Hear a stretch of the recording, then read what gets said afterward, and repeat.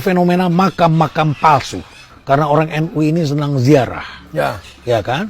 Senang ziarah. Nah, kemudian ternyata itu makam-makam itu banyak menghasilkan uang. Dan kemudian juga ditemukan banyak makam palsu. Sampai banyak yang harus dibongkar. Ini fenomena apa, Gus? Bagaimana menjelaskan kepada masyarakat? Kalau makam palsu itu kan sebenarnya dari dulu juga ada. Dari dulu sudah ada? Sudah ada kan, dari dulu juga sudah ada. Makanya dulu di Mekah sempat ada makam-makam yang dihancurkan, dikembalikan ke asalnya. Artinya kita butuh sains juga, butuh orang untuk memverifikasi kebenaran itu. Karena itu kan manusia sejarah. Nah ini kan verifikasinya kan verifikasi sejarah sebenarnya. Sejarah itu kan ada lompatan-lompatan hermeneutikanya. Ada real life-nya kayak apa. Kalau real life-nya ada pasti ada narasinya dong. Kalau narasinya ada pasti historiografinya. Ada baru, ada ideologi, ada menjadi manusia sejarah. Nah sekarang orang ini kan semuanya berbicara tentang data. Jadi tidak semata-mata itu faktor ekonomi. Gitu lah. Karena memang sekarang orang sudah diverifikasi. Apalagi sekarang tiba-tiba kenapa makam itu makamnya orang Indonesia.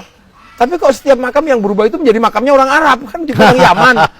Ini kan terus tiba-tiba orang bertanya. Orang Yaman itu di Indonesia itu yang dari punya klannya masing-masing, punya catatan keluarga dari mana. Artinya kalau ketika dia lahir bawa catatan, Pak mati itu pasti ada sejarahnya, catatannya. Dimakamkan di mana? Di mana pasti lahir kemana-mana bawa catatan. Seperti barang keluar dari mall, barang dari keluar pasti ada barcode-nya. Mau sekecil apapun bentuknya, karena memang barang keluar dari mall itu ada barcode-nya. Ketika keluar pasti ada barcode-nya. Makanya kalau keluar kok tidak ada barcode-nya, mau dibilang pasti bukan dari mall. Bukan original. Bukan original. Buatan orang. Buatan orang. Nah kan salahnya di situ. Habib itu lahir aja sudah dicatat. Tukang catatnya namanya Robito. Semenjak dia datang ke sini pasti ada catatannya. Begitu dia mati pasti ada catatannya. Loh kok tiba-tiba ada banyak makam berubah menjadi makam Habib, padahal Habib itu pasti ada catatannya. Kok tiba-tiba ada makam nggak ada catatannya? Pasti bukan Habib dong.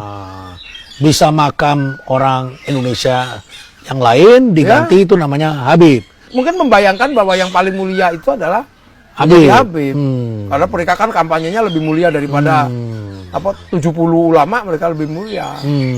Jadi di balik itu semua sebenarnya ada kesalahan yang fatal.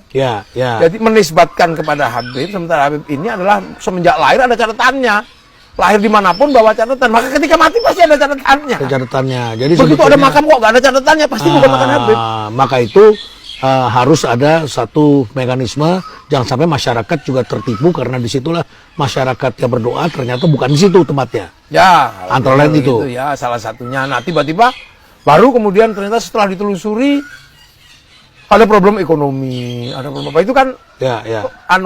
Fakta lanjutan gitu kan? Ada problem yang agak sedikit tendensius, aspek-aspek semacam ideologi. Mungkin ada. Ya, tapi kan kita nggak bisa kemudian menjustifikasi ideologi. Tapi fenomena itu kan bisa dianalisis. Kan gitu. Karena apa? Karena tiba-tiba ada yang mengatakan bahwa yang memerdekakan Indonesia ini Habib, yang menentukan 17 Agustus Habib, yang menentukan yang bikin merah putih Habib. Nah, artinya bahwa take over sejarah ini itu kan yang paling pokok juga harus diimbangi. Pahlawannya di mana? Nah, untuk menentukan pahlawan itu kan harus ada jejak orangnya. Nah, kalau dia membangun narasi, maka dia juga harus membangun sejarah orang yang bikin narasi itu. Nah, sejarah orang yang sudah meninggal itu kan makam. Jadi social engineering-nya kan juga harus paralel. Kalau mereka yang buat lah, terus orang yang buat itu di mana sekarang? Makamnya di situ. Makamnya di situ. Baru kemudian, setelah mereka menggunakan data, orang lain juga punya data. Nah ini kan persoalan adu data. Mengislamkan budaya atau membudayakan Islam. Ini juga banyak orang bertanya seperti ini. Apa yang sebaiknya dilakukan? Banyak orang yang melakukan pilihan adalah mengislamkan budaya. Kan gitu, dua-duanya bisa jalan. Membudayakan Islam, mengislamkan budaya. Karena apa? Karena Islam datang, itu semua orang sudah punya budaya. Jadi dunia ini kan berperadaban. Islam belum datang kan sudah berperadaban. Jawa juga sudah punya peradaban. Sumatera sudah punya peradaban. Makanya ada peradaban yang cocok. Nah, peradaban yang cocok itu namanya inkulturasi, asimilasi. Ya, yang nggak cocok namanya sinkretik. Itu yang nggak cocok. Ya. Jadi ketika Islam itu datang, pasti ketemu dengan budaya yang sudah ada. Ketemu wayang. Ketemu wayang. Ya kan gitu. Oh, wayang ini sastra tutur. Isinya bisa disampaikan tentang kebaikan, tentang apa. Nggak bertentangan isinya.